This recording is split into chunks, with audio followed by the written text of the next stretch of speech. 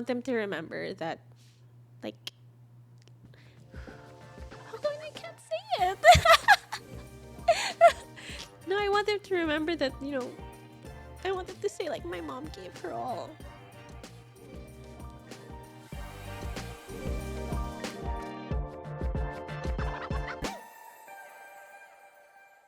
Hi, everybody. Welcome back to the Soul Podcast. My name is Andi. And in the first episode, we actually talked about who you are outside being a mom. And I've reflected so much of that because that question is, it's kind of scary if you think about it. Because right now, if right now, it's more about, giving, becoming a mom, showing up every day for your kids, giving them the best future. And when you say future, you also have to include yourself in it. It's not just about you as a mother, but it's also who you are as a person. When I think of being a mom, of course, I always think of my mom, and she's always devoted herself to just being a mom. And I mean, I love her for it. I love the role of being a mom as well. But then you also want to be something outside of it. And I think that's what I've learned through my mom is that, you can start a business outside being a mom. You can actually still work, even if it took a few years to figure that out for herself. It saves that woman in you, it saves that person in you that you wanted to be. I mean, we all need to understand, I guess, as moms, that there is a time that we sacrifice who we are for our children and be just a mom. When I was that person, I kind of felt like I was not enough. I felt like, but I'm just a mom, But that word itself, mom, is already a big word. It's okay to just be a mom. And sometimes that's so hard to accept because, you before you became a mom, you were a lot of things. You were someone who was working, you had hobbies, you had time for a lot of things. You had control over your life. But then you become a mom, then that stops for a while. And finding who I am outside being a mom is something that I need to discover every day. And even ask myself, like, who am I gonna be, in or not even who am I gonna be, it's more of like, what do I wanna do? And with all the chaos that motherhood comes with, you also tend to grieve yourself. And when you become a mom, you let go of that. And when I look back, I'm like I'm like, to be honest, I miss a lot of things. I miss going back to work. I miss my time alone. I miss being able to eat in peace, take a bath in peace, having, just being able to go anywhere, anytime. And, just I grieve myself. But then that person dies and someone else is reborn. It's a better version of yourself. And as you, I guess, go through motherhood, you also discover that person and that woman that you are is not a little girl anymore because you have a little human being to take care of yourself. And that's a big, that's a big responsibility because before, your responsibility was just yourself. And then you have this tiny human who answers you back. who disobeys, and all these things, and you have to just figure it out. So I do grieve myself, but I'm also excited and enjoying who I am now as a mom, because as much as I miss that little Andy, I have my 3 little Andys that I get to take care of. There are a lot of things that changed in my life when I became a mom, and things that surprised me as well. I was always brave when I was younger, But then when I became a mom, I was always worried, which I hate. I guess it's just always also that responsibility that comes with it. I was worried.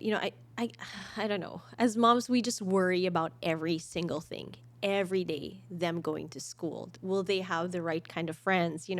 Are they eating enough? All these things that we worry about, big or small. I think that's, I guess, what surprised me because I never thought that I would be that kind. And it's just, for me, I just see it as me being able to love more.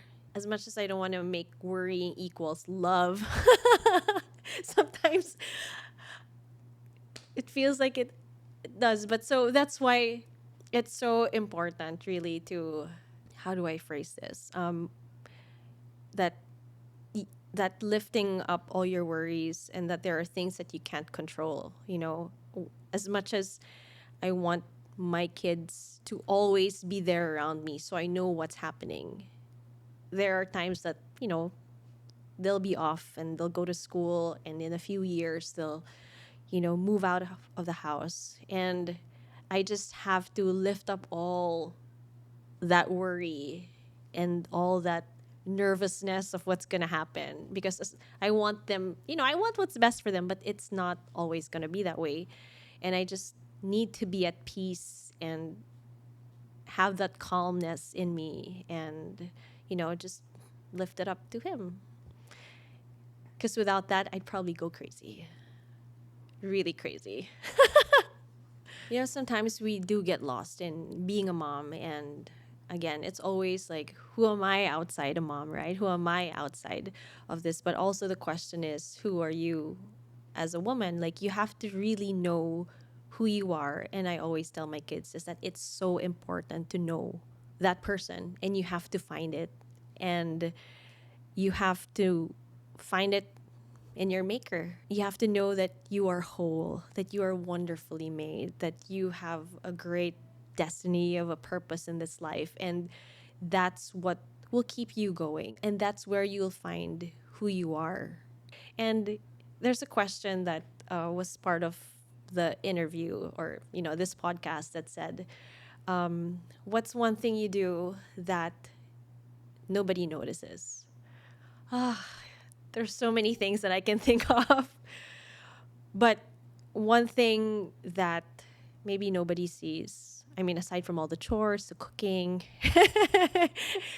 and doing everything for the family that maybe not everybody notices, is that every time I hug my kids, it's a prayer that I lift up, you know. Like when they go to school, like today I said, I don't I don't always say it out loud, but I hug them and I say, Lord, protect this child. Or when they go to sleep and I'm like, Lord, thank you, thank you for this. And it's those little prayers that I lift up, and prayers that of a grateful heart, prayers that I know will keep, prayers that I know that, that everything will be okay because, he's in control. And for me, as a mom, I need that fills my cup as a mom. And when my cup is filled, then, it's easier to spill out all that love. It's such already a blessing to be able to be interviewed for Mother's Day on this podcast. And I was thinking, you know what if my kids end up listening to this? Whether it's in the next few months or maybe in the next few years or maybe when I'm gone. And like, what do I want them to remember about me? Or, gosh, what do I want them to remember about me? A lot of things. I want them to remember that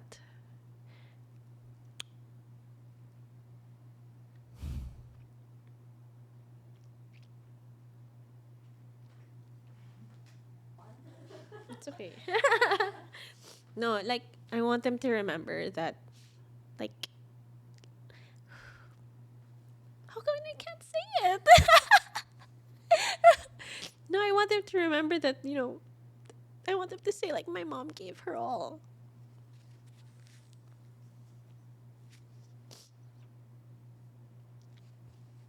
Gosh. That, my mom sacrificed so much for us. And, I can even say that for my mom, you know. Gosh, that's also a different thing. But now that's because of my children.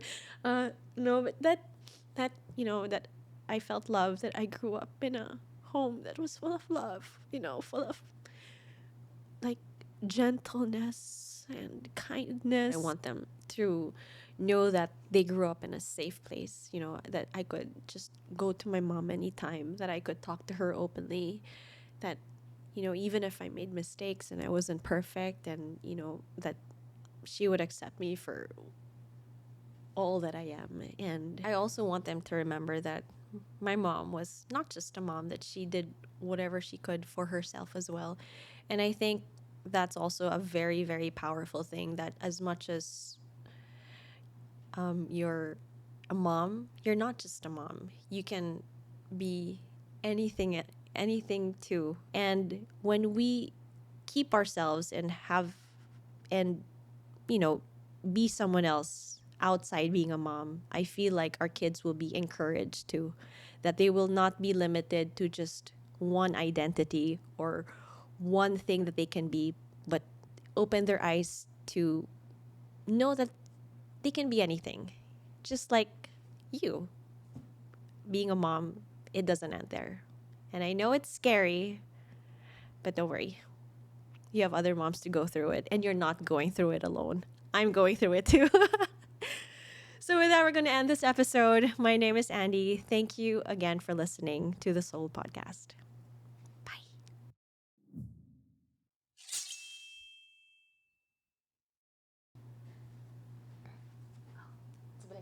Oh my gosh. You know what? That's not That's not halata. Honestly, I thought that was the thought. Okay, okay.